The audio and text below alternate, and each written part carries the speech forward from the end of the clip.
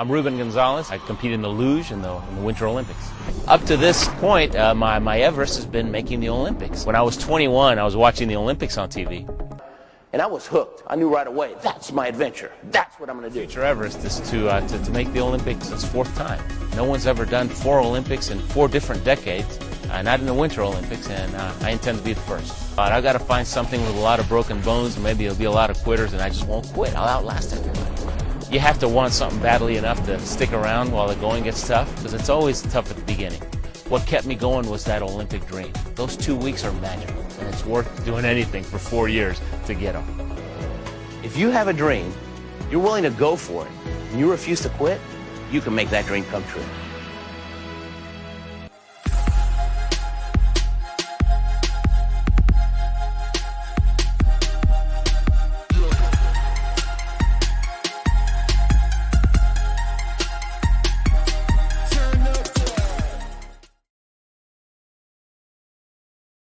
Welcome back to the nationally syndicated Price of Business Show. I'm your host, Kevin Price, talking to you about you and your business. I want to mention our new series we have. It's called Shark Tank Ready, and it's with Matt Higgins, who has been a frequent guest shark on the ABC program. And what he's doing is he's taking questions from individuals that they would love to ask a shark. And it's a phenomenal series. It's going really well, exclusively on priceofbusiness.com. Make sure you check that out. Want to get into our topic today. Another money man that I love to talk to is Chris Kidd. He's a longtime regular on the Price of Business show, and he brings fascinating guests on the program to talk about their relationship to money and what they're doing in the world for business. And today is no exception with a guest that I've known for many, many years. He and I are Facebook friends, and really looking forward to this conversation and getting caught up with him. Chris, before we do that, talk about what people will find at chriskidd.com, and that's KIDD, and what you're doing in the money front as we get started. Well, basically, they'll find my story, information about me, and it's a quick little read. It's kind of interesting. A lot of people think anyway. And basically what I do, I'm kind of like a personal trainer for people's money. And we deal with everything from getting out of debt to learning how to make their money work. And that's what I really enjoy, is learning how to help and teach people to learn how to make their money work harder for them and to set them up for, building wealth and having a life that does not have the stress of having to figure out where they're going to come up with money for bills and regular stuff, being able to enjoy life. My guest, absolutely. I'm really excited about this. He's a personal friend, but also he's an author of, in fact, one of the best books I've ever read that we'll talk about here in a minute, and I've read a lot. He's a motivational speaker and a 4-time Olympian. Mr. Ruben Gonzalez. Good to have you on with us, Ruben. Hey, Chris, Kevin, it's good to talk to you guys. Yes, I'd like to have you on the program. Ruben, a little bit about yourself. A little bit, there was this thing, decades ago called 411. Kind of give us a 411. I don't think anyone uses it anymore, but showing my age. But give us a 411 on Ruben Gonzalez. Sure. I'm an unlikely Olympian. I'm not a great athlete, can't jump high, can't run fast, not particularly strong, but I got a lot of heart, a little bit like Rudy from the movie Rudy. Always had the Olympic dream, but it was a pipe dream because I didn't think it was possible. I was on the bench for kickball. I didn't know they had a bench in kickball. and so I didn't do anything. And let me make this short because I'm sure you got a lot of questions, but I'm an author as well. I used to sell copiers in downtown Houston, and right before the Salt Lake City Olympics, 2002, a little kid in my neighborhood asked me to be his show and tell project in school when I came back. I went to the school thinking I was going to show off my helmet and my sled, and they had turned it into an assembly. I almost ran out the door because I was scared. But I told my story to the kids, gave them some pointers on how they can reach their goals and dreams, and afterwards, the principal said, "Man, you need to do this for a living." And he was so in my face that I'd quit my job 3 days later, which I don't recommend. But I figured if I can sell a copier, I can sell a Ruben too. And I've been a professional speaker all over the world ever since then, just built a business out of it. So it's been a great transition. Yeah, phenomenal. Chris? Yeah, I've got to say, I send your story to a lot of people, Ruben, and you're a phenomenal speaker. Your story is amazing. I know you've got this new book out that I just said is, it's one of the best books I've ever read. It's one of, and you told me about it prior to reading this. You warned me. I could not put the thing down, and I finished it on the flight to Colombia. I read the entire book. I mean, it was amazing. Tell us a little bit about that story. Sure. I did my first TED Talk, even though I've been speaking professionally full-time. That's all I've done since 2002. I had never done a TED Talk. And last year, somebody that knew me here in Colorado Springs where I live, she was going to, she said, "Hey, we're going to have a TED event, and we want you to, we'd love you to speak." And so I went. And my topic was the power of following the leader, right? And if you go to followtheleadertedtalk.com, you can actually watch it. It's got 1 million views already. After less than a year, it had 1 million views. And I started getting comments from people, and it made me realize that maybe I'm not the only hardhead out there, right? Maybe a lot of other people have trouble following their leaders. And so I thought maybe this is book worthy. And so I wrote a book. And for some reason, I thought this ought to be a parable book, right? A fiction book, a story, to teach it, where all my other books had been how-to books, right? Nonfiction. And so that's how I did it. But since I'd never written fiction before, I called a friend of mine because before I'm going to do anything, I always look for the expert, and I try to get some tips, right, to save some time. And I knew a guy that had written a few of them, and they were really good. So I asked him, "Hey, can you give me some tips?" And he did. And basically the main tip he gave me was, since I didn't know how to write fiction, he says, "Well, you know how your friends talk. Why don't you just stick them in the book, and you know how they would react, and just work it around that way." And it was, it was simple. And so it's a story about a 27-year-old hard-headed young exec who won't listen to his vice president of sales, and he's about to lose his job.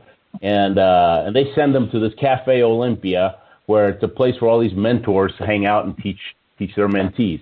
And so he learns the lesson. He gets over himself, starts listening, and turns everything around. And it's packed full of good tips. And if Chris likes it, I guess everybody likes it. Geez. He keeps ordering them from me. I love it. Yeah. Yeah, I think that, he is picky. He is picky. The more someone reads, the pickier they become about what they read. That's my story, too. I'm a pretty tough judge, so that does say volumes. Kind of give us and I think that sounds like the story is resonating, is that there's a lot of people out there who are quietly struggling with their ego and continuously undermining them. And it sounds funny, but no, I think this is really pervasive in our culture. I think a lot of it has to do with some of the generational problems we've had. The problem that you're talking about is more pervasive now than ever. And, they may not want to admit to others you're struggling with it, but they're finding what you're sharing really relates to what they've got going on in their lives. Yeah, oh, absolutely. And when I wrote it, I didn't realize it was such a, actually when I did that TED Talk, I didn't realize it was so common. I thought I was the only hardhead out there. And so, in fact, my nickname in high school was Bulldog because I was very tenacious, right? And that bulldog mentality, it helped me get through the first years of learning the sport of luge, right? A luge, sliding down the ice, 80, 90 miles an hour, you get hurt a lot, and there's a lot of quitters. And so that hard-headedness and that tenacity kept me in the game. But that same tenacity made me very independent to where I wanted to do everything my way. I had trouble letting go and trusting the coach and just following the coach's advice. And my first coach, he says, "Ruben, you weren't bulldog. You were half bulldog and half mule, okay? If you'd have just listened to me more, you wouldn't have gotten hurt nearly as much, right? And it's true. I mean, I was a hard head for 3 Olympics, and it wasn't until before my 4th Olympics that I realized, okay, I'm older than some of the coaches now, and I felt like I had my back to the wall. I thought I better do something different. And so I decided, I just made the decision, I'm just going to let it go, follow coach, and I started improving faster than ever. And I'm 60. I'm sliding better at 60 than I ever have before. I mean, it's crazy. And so I've had people tell me, somebody told me I found 66 tips in that book. And here's something. I don't like parable books very much, or most of them, because they're too simple, okay? They're like, it's almost like a coloring book for success. And so I wrote it, and I sent a PDF to the guy who was giving me advice. And he says, "You're teaching too much, man. You got too many points. My editors won't let me do more than 5 points because it's inversely proportional, right? Sales to how much you teach." And I said, "Well, I don't care, man. This is my legacy. If all I do is leave it for my kids and my grandkids, I want it to be done right, my way." And I did, and people are really liking it, and so it's cool. Yeah, it makes sense. Chris? Speaking of luge, I know you've been making some runs and stuff as of late.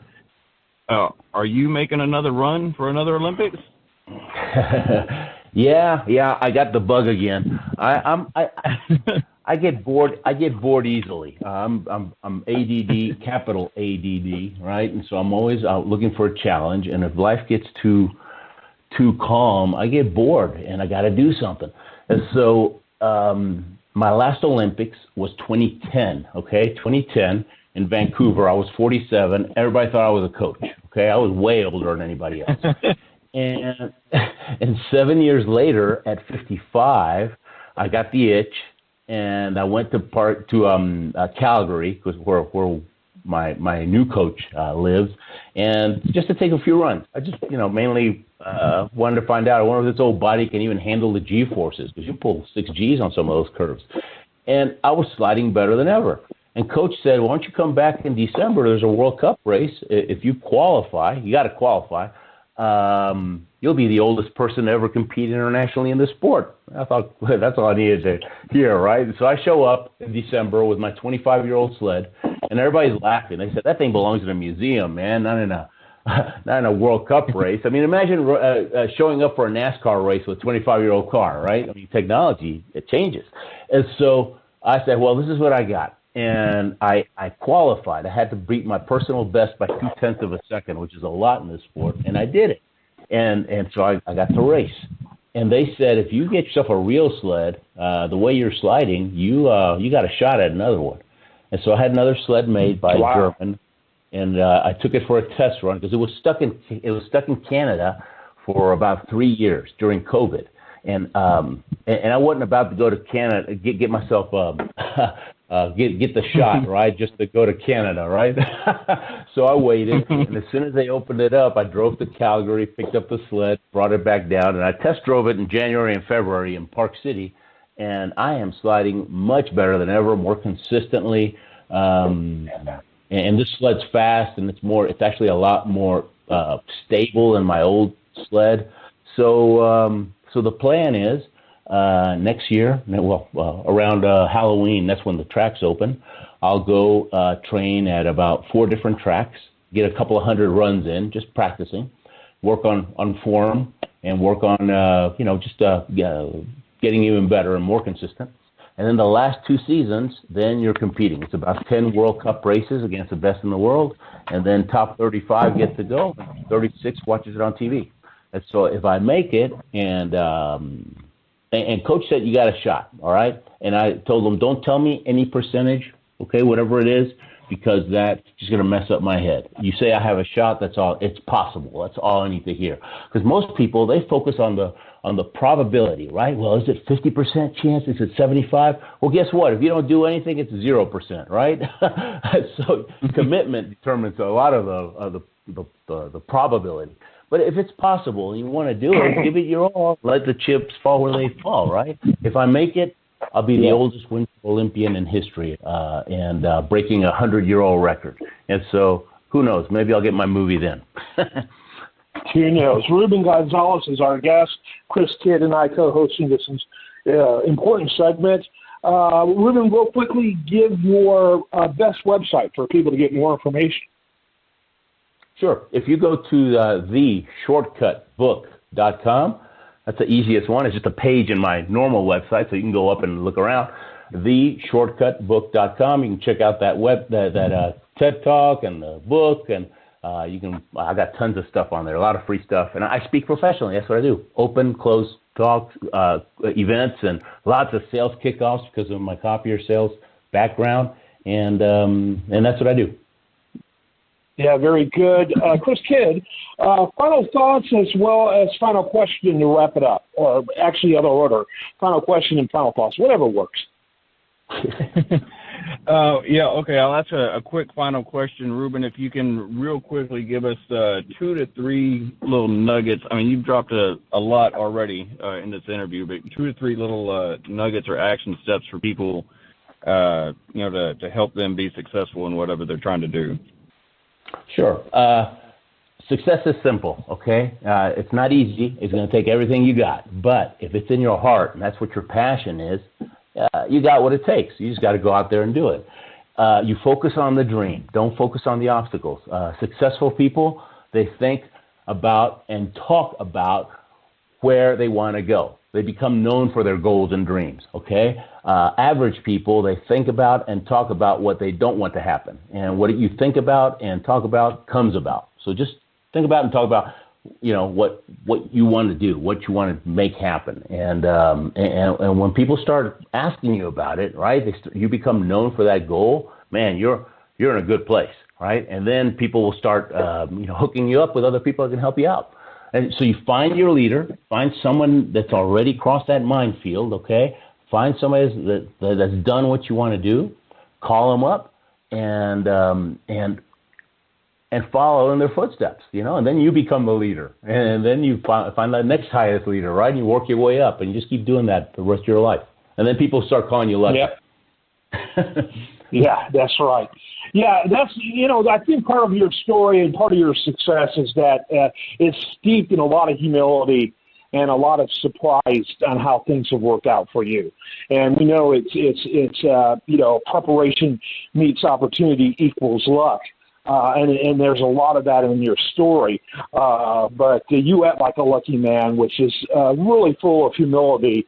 And I think that's part of your success. And I think that's part of the attraction to what you do. So, Ruben Gonzalez, great having you on. Chris Kidd, great interview you found. And I am Kevin Price, and this is the nationally syndicated Price of Business Show. Stay tuned for more after this.